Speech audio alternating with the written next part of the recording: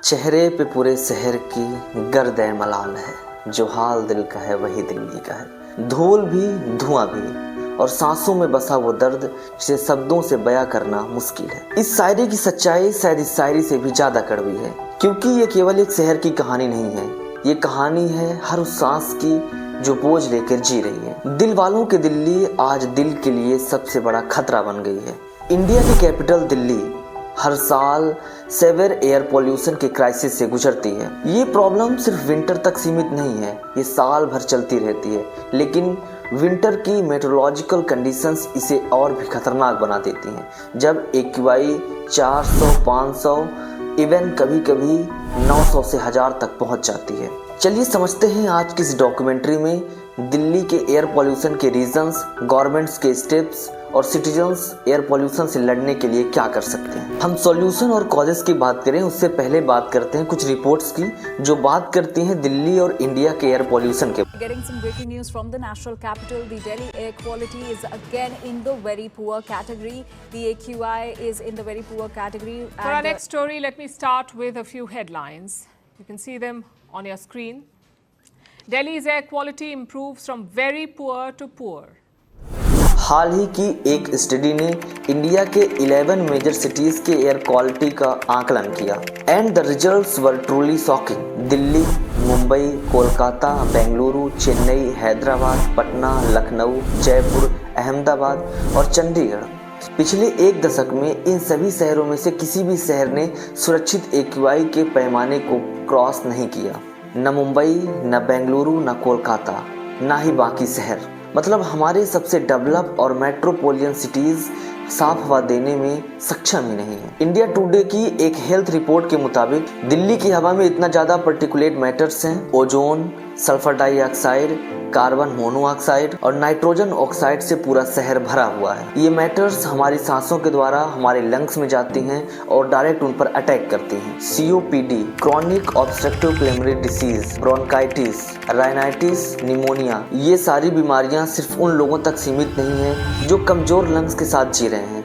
ये बीमारियां उन तक भी पहुंच रही हैं जो फिजिकली हेल्दी हैं। लंग्स स्पेशलिस्ट के हिसाब से दिल्ली की हवा में एक दिन में सांस लेना 25 से 30 सिगरेट पीने के बराबर है। आप एक बार सोचो कि बिना सिगरेट पिए आप एक दिन में एक पूरा पैकेट सिगरेट का पी रहे हैं। इसी रिपोर्ट में यूनिवर्सिटी ऑफ शिकागो ने भी दिखाया कि दिल्ली में रह रहे लोगों की औसतन लाइफ एक्सपेक्टेंसी 7.8 ईयर से कम हो रही है।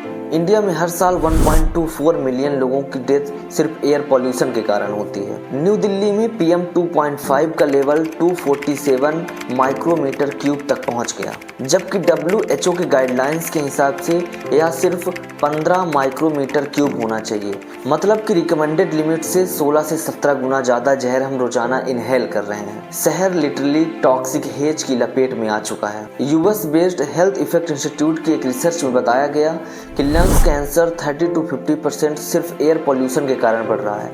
और सिर्फ लंग्स कैंसर ही नहीं, बल्कि हेड और नेक कैंसर भी एयर पोल्यूशन के कारण बढ़ रहा है। लेकिन सवाल एक है कि इसका जिम्मेदार कौन है, सरकार, दिल्ली की लोकेशन या फिर वहाँ रह रहे लोग। सबसे पहले रीज़न देखते हैं, फिर उसके बाद सॉल्यूशंस की भी बात करेंगे। IIT कानपुर की 2016 की और council of energy, environment and water CEEW की 2019 की एक रिपोर्ट में बताया गया कि दिल्ली एयर पोल्यूशन में PM 2.5 का 17.9 to 39.2% कॉन्ट्रीब्यूशन सिर्फ दिल्ली में चल रही पुरानी डीजल की गाड़ियां और पेट्रोल से चलने वाले 2 व्हीलर्स का है। इसी तरह रोड की सॉइल और डस्ट PM 2.5 में 18 to 38% का कंट्रीब्यूशन करती हैं और PM 10 में लगभग 36 to 66% कंट्रीब्यूशन एयर पोल्यूशन में करती हैं, जो इसे दिल्ली के सबसे बड़े पोल्यूशन सोर्सेज में से एक बनाती है। दूसरा, जियोग्राफिकल लॉक। वहीं दूसरी ओर दिल्ली की बनावट एक बाउल, कटोरी की जैसी है। दिल्ली इंडो गैंटिक प्लेन में लोकेटेड है, जो चारों तरफ से पहाड़ियों से घिरा हुआ है। साउथ में the Aravalli mountain range, north east the river Yamuna and the Himalayas in the far north. सर्दियों में हवा स्लो पड़ जाती है और टेम्परेचर नीचे गिर जाता है, जिसके कारण जो ये पॉल्यूशन है ये हवा में फंस जाता है और ऊपर नहीं जा पाता। ऐसा इन्वर्सन इफेक्ट के कारण होता है। जो दिल्ली को पूरी तरीके से एक ट्रायंगल में फंसा लेता है और दिल्ली को बद से बदतर बना देता है। अक्टूबर और नवंबर में पंजाब और हरियाणा जैसे राज्यों के जो किसान हैं वो अपने खेतों की पराली जलाते हैं। अक्टूबर और नवंबर में ही ह्यूमिडिटी काफ़ी डाउन होती है, तो जो ये पंजाब और हरियाणा के जो ये धुआं है ये दिल्ली में ही आके फंस जाते हैं। और दिल्ली के एयर पॉल्यूशन में 30 to 40% PM 2.5 का कंट्रीब्यूशन सिर्फ पराली का जलाना ही है। इन सब के साथ एक और बड़ा कंट्रीब्यूटर है इंडस्ट्रियल स्मोक और पुराने पावर प्लांट्स जो आज भी कोयला पे चल रहे हैं। हालांकि सरकार कोयला आधारित पावर प्लांट्स को बंद कर रही है और उन्हें PNG पर शिफ्ट कर रही है, लेकिन ग्राउंड में अभी भी छोटी यूनिट्स ऑफ इंडस्ट्रीज और इलीगल इंडस्ट्रीज कोयला, डीजल और लो ग्रेड फ्यूल्स का यूज कर रही हैं। दिल्ली के एयर पोल्यूशन में सिर्फ बड़े सोर्सेज से जिम्मेदार नहीं है, छोटे सोर्सेज जैसे हाउस होल्ड फायर्स। कई घरों में आज भी लकड़ी, कोयला और गोबर के उपले जलाए जाते हैं, जो कि दिल्ली के एयर पोल्यूशन में PM 2.5 के कंट्रीब्यूशन को बढ़ा देता है। अब बात करते हैं कि इस लड़ाई के खिलाफ जीतने के लिए हम क्या कर सकते हैं। सिर्फ हाथ में हाथ रखने से तो कुछ नहीं होने वाला। अगर हमें एयर पोल्यूशन को सच में सीरियस लेना है तो हमें सीखना होगा चाइना के शहर बीजिंग से। And officials in Beijing, China are telling drivers to leave their cars at home because of extreme air pollution. Heavy smog blanketed the city over the weekend. 2013 में चाइना के शहर बीजिंग का हाल आज के दिल्ली से भी ज़्यादा बुरा हाल था, जब उसका एक्वाई 999 से भी ज़्यादा हो गया। विजिबिलिटी 100 मीटर से भी ज़्यादा कम हो गई और हॉस्पिटल में लाखों लोग लाइन लगा के खड़े थे। तब इसे पूरे दुनिया ने एयर पॉकलिस का नाम दिया। पब्लिक और इंटरनेशनल प्रेशर के बाद फाइनली चाइनीज गवर्नमेंट ने बीजिंग के लिए स्टेप्स लेना शुरू किए और चाइनीज गवर्नमेंट ने air pollution prevention and control action plan 2013 launch किया और यहीं से बीजिंग की हवा की साफ करने की सबसे बड़ी लड़ाई शुरू हुई। उन्होंने कुछ स्टेप्स लिए। अभी मैं इस वीडियो में सिर्फ उनके मेजर स्टेप्स की बात करूंगा, क्योंकि अगर पूरे प्लान की बात करने चला गया तो यह वीडियो काफी लंबी हो जाएगी। First, energy structure optimisation, coal to gas policy. शहर के बड़े कोयला आधारित पावर प्लांट्स को बंद किया गया या उन्हें नेचुरल गैस में शिफ्ट किया गया। घरों और छोटी इंडस्ट्रीज के कोयला बॉयलरों को इलेक्ट्रिक सिस्टम से रिप्लेस किया गया। नतीजा, सिर्फ कुछ ही सालों में बीजिंग की मिलियंस ऑफ टन्स की कोयला की जो खपत थी उसमें कमी देखी गई और बीजिंग की हवा अब पहले से काफ़ी साफ थी और बीजिंग चाइना का पहला शहर बना जहां पे सभी पावर प्लांट्स बिना कोयले के चलते थे। Second, industrial pollution control. Beijing ने सभी इंडस्ट्रीज को जो हाई पॉल्यूशन करती थी उन्हें शहर से बाहर रिलोकेट किया या उन्हें कम्प्लीटली बंद कर दिया। फैक्ट्रीज की चिमनी में हाई एडवांस लेवल के फिल्टर्स एंड स्क्रबर्स लगाए गए जो पोल्यूटेंट्स को एयर में जाने से रोकते और धुएं को साफ करते थे। पूरा शहर एक हाई टेक निगरानी सिस्टम से जोड़ा गया। High grade air quality monitoring stations and PM monitoring systems लगाए गए जो हर समय PM लेवल्स की रियल टाइम अपडेट्स देते थे। गवर्नमेंट एम्प्लॉयज़ की प्रमोशन इस बेस में होती थी कि उनके एरिया में जो एयर पॉल्यूशन है उसका कितना रिडक्शन हुआ है। Vehicle emission control, licence plate lottery.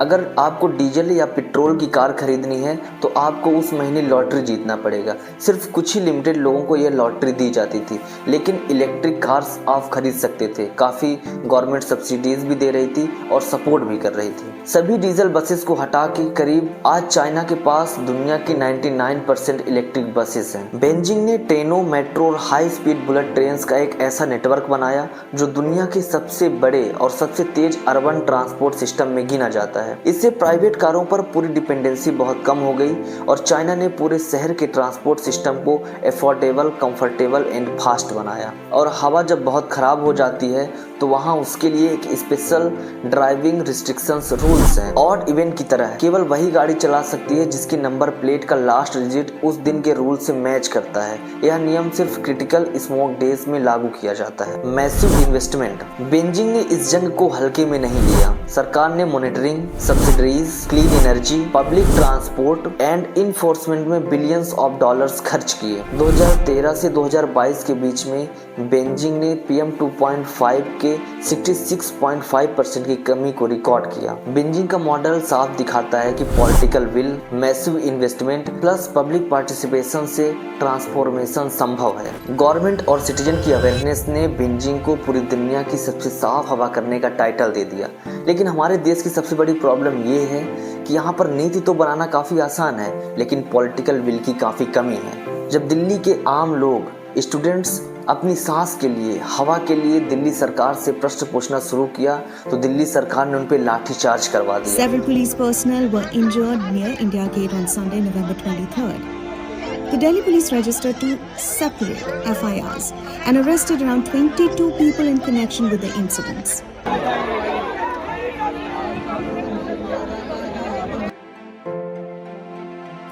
ये चिंताजनक है।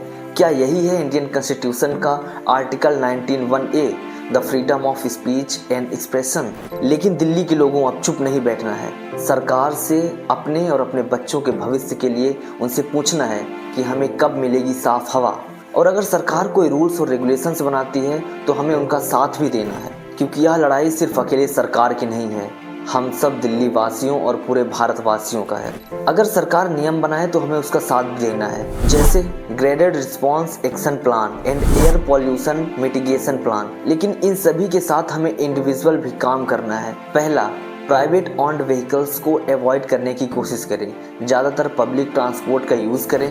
हफ्ते में कम से कम 3 दिन पब्लिक ट्रांसपोर्ट का यूज़ करें।